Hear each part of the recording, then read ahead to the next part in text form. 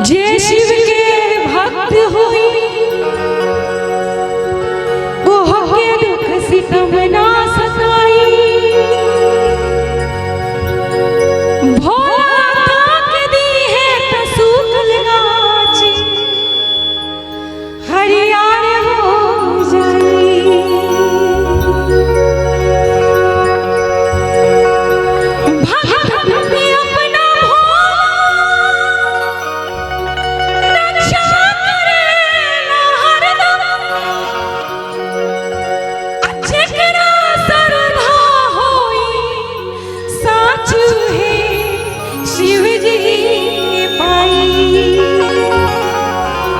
किए भैया ओम से व्योम बनल सत्य बनल शिव शंकर से।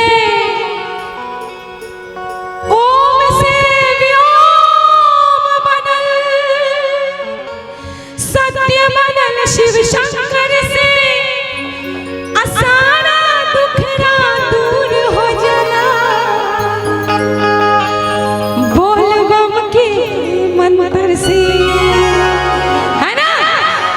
बोल बम का नारा है बाबा एक सहारा है। तो क्या कह रहे हैं कि जेकर नाथ भोलेनाथ अनाथ कैसे होई। नाथ भोलेनाथ अनाथ कैसे होई। जेकर नाथ भोलेनाथ अनाथ कैसे होई।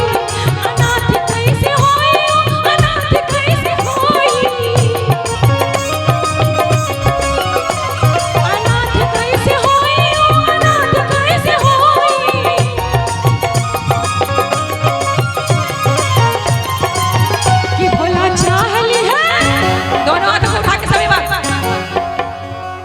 जो बाबा से बड़े हैं वो हाथों को नहीं उठाएंगे, बाकी सभी लोग हाथों को उठा लीजिए, दोनों हाथों को। क्या कहना है? जेकर नाथ भोलेनाथ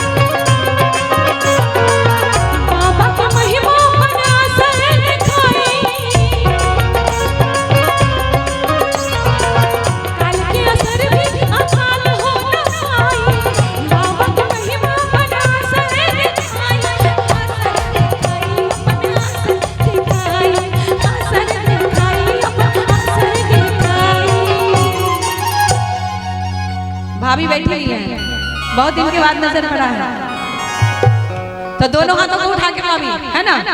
सभी लोग कहना है क्या कि जेकर नाथ भोलेनाथ कैसे होई।